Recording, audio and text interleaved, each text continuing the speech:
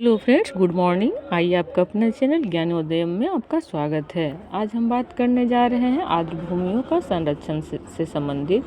हम जानने का प्रयास करेंगे कि क्यों महत्वपूर्ण है वर्तमान समय में, और इसके समझ इसे बड़ा संरक्षण देने का क्या क्या उपाय किए जा सकते हैं, इससे संबंधित क्या क्या मुद्दे हैं, इसकी क्या इम्पोर्टेंस है और भविष्य में इससे में क्या क्या और सुधार होने की संभावना है। तो आइए एक एक करके देखते हैं।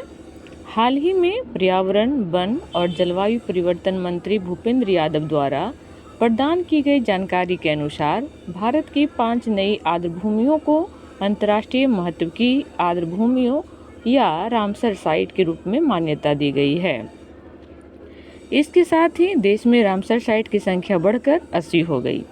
पीटी पॉइंट ऑफ व्यू से इसकी संख्या को याद रखना बहुत ज़रूरी है। जैसे कि कहा गया है, रामसर साइट की संख्या वर्तमान समय में 80 हो गई है।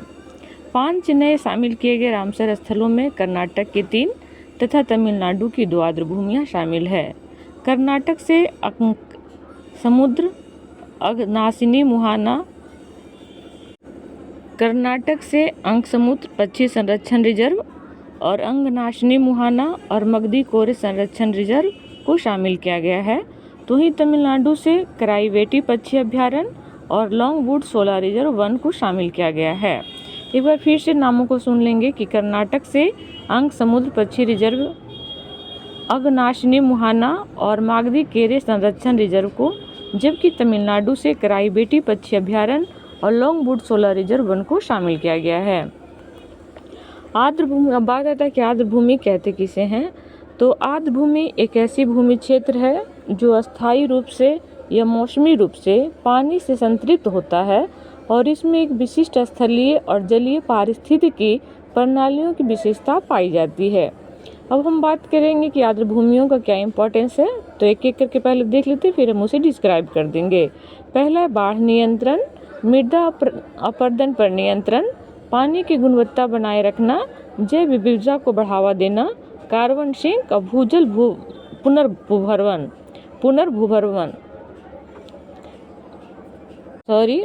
पुनर्भरण। तो आइए कर देखते हैं। बाढ़ नियंत्रण, आर्द्र भूमियाँ प्राकृतिक स्पंज के रूप में कार्य करके बाढ़ नियंत्रण में मदद करती है। वे अस्थायी रूप से स्टॉर्म वाटर का भंडारण करती है और समय के साथ इन्हें धीरे धीरे छोड़ती है। दूसरा है मृदा अपरदन पर नियंत्रण। आर्द्र भूमियों में पाई जाने वाली वनस्पतियाँ की जड़ें मिट्टी को अपनी जगह पर बनाए रखती है, जिससे इन जलग्रहण क्षेत्रों से मिट्टी का कटाव नहीं होता। तीसरा है पानी की गुणवत्ता बनाए रखना। आर्द्र भूमियाँ पारिस्थितिकी तंत्र में पानी की गुणवत्ता बनाए रखने में महत्वपूर्ण भूमिका निभाती है। चौथा है जैव विविधता को बढ़ावा। आर्द्र भूमियाँ विभिन्न प्रकार के सूक्ष्मजीवों, पौधों, कीड़ों, उभयचरों, सरीसृपों, पक्षियों, मछलियों और स्तनधारियों की प्रजातियों को आश्रय प्रदान करते हैं। अगला है कार्बन सिंक। आर्द्र भूमियाँ कार्बन पृथक्करण में मदद करती है, वे कार्बन सिंक के रूप में कार्य करती है। आगे हम बात करते हैं इससे संबंधित मुद्दे क्या क्या हैं। तो राज्यों द्वारा आर्द्र भूमियों को संरक्षण हेतु प्रयास में कमी। आर्द्र भूमियों के संरक्षण हेतु देश के विभिन्न राज्यों द्वारा अत्यंत कम प्रयास किए गए हैं। राज्यों द्वारा वेटलैंड्स की पहचान एवं इनके मूल्यांकन से संबंधित पहलों का अभाव है। इससे संबंधित अधिकांश कार्य केंद्र द्वारा किया गया है।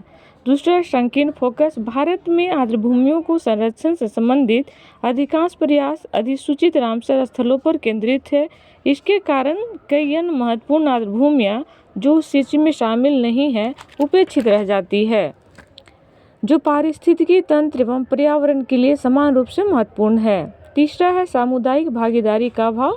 आर्द्र भूमियों के संरक्षण प्रयासों को उचित रूप से लागू करने के लिए सामुदायिक भागीदारी को बढ़ावा देना आवश्यक है। हम बात करते हैं कि इसके संरक्षण के लिए क्या क्या उपाय किए जा सकते हैं। तो सबसे पहले वेटलैंड संरक्षण और प्रबंधन नियम 2017, इसमें आर्द्र भूमियों को विपथन को रोकने से संबंधित प्रावधान किए गए हैं। यह आर्द्र भूमियाँ वाले क्षेत्र में उद्योगों की स्थापना या विस्तार जैसी गतिविधियों पर रोक लगाता है। दूसरा है कि राष्ट्रीय आर्द्र भूमि सूची और मूल्यांकन। इस पहल के तहत देश में विभिन्न आर्द्र भूमियों की वास्तविक स्थिति का पता लगाकर इनके भविष्य में जानने का प्रयास किया गया है, अर्थात इसके भविष्य के विषय में जानने का प्रयास किया गया है। तीसरा है कि जलीय पारिस्थितिकी प्रणालियों की संरक्षण के लिए राष्ट्रीय योजना। इस योजना के तहत आर्द्र भूमि और झीलों दोनों को संरक्षण को बढ़ावा दिया जा रहा है। इसे 2015 में राष्ट्रीय झील संरक्षण योजना और राष्ट्रीय आर्द्र भूमि संरक्षण कार्यक्रम को सम्मिलित करके तैयार किया गया है। अगला बात करते हैं कि आर्द्र भूमि संरक्षण और प्रबंधन केंद्र, जिसे बोला जाता है कि CWCM भी बोला जाता है, centre for wetland conservation and management. इसकी स्थापना की घोषणा फरवरी 2021 में की गई थी। इसका उद्देश्य आर्द्र भूमियों के संरक्षण और प्रबंधन में विशिष्ट अनुसंधान आवश्यकताओं और ज्ञान अंतराल को दूर करना है। रामसर कन्वेंशन, यह एक अंतर सरकारी संधि है जिसे इंटर गवर्नमेंटल ट्रीटी कहा जाता है, जो आर्द्र भूमि और उनके संसाधनों के संरक्षण और उपयोग के लिए राष्ट्रीय कार्रवाई और अंतर्राष्ट्रीय सहयोग की रूपरेखा प्रदान करती है। अगला है कि मॉन्ट्रेक्स रिकॉर्ड, यह अंतर्राष्ट्रीय महत्व के रामसर आर्द्र भूमियों की सूची में अत्यधिक महत्वपूर्ण एवं संकटापन्न आर्द्र भूमि स्थलों का एक रजिस्टर है। यह ऐसे स्थलों को दर्शाता है जहां मानव जनित गतिविधियों के कारण प्रतिकूल पारिस्थितिकी परिवर्तन हुए हैं या होने की संभावना है। अब हम देखते हैं कि इसमें भविष्य में क्या क्या सुधार होने की संभावना दिखाई दे रही है। तो आर्द्र भूमि को समुचित रूप से संरक्षित करने के लिए अधिक वैज्ञानिक डेटा, मानचित्र और अन्य प्रासंगिक उपकरणों की आवश्यकता है। इसके साथ ही आर्द्र भूमि संरक्षण में समुदाय की भूमिका बढ़ाने की आवश्यकता है। देश की विकास नीतियां और शहरी नियोजन में आर्द्र भूमि एवं इससे प्राप्त होने वाली पारिस्थितिकी तंत्र सेवाओं पर भी ध्यान देने की आवश्यकता है। तो ये रहा आज का हमारा आर्द्र भूमि के संरक्षण एवं मानव एवं पारिस्थितिकी तंत्र हेतु महत्वपूर्ण बातें। इसे आप लोग 1 से 2 बार सुनने का प्रयास करेंगे। इसी के साथ ही आज का ये टॉपिक समाप्त हुआ। जय हिंद, जय भारत।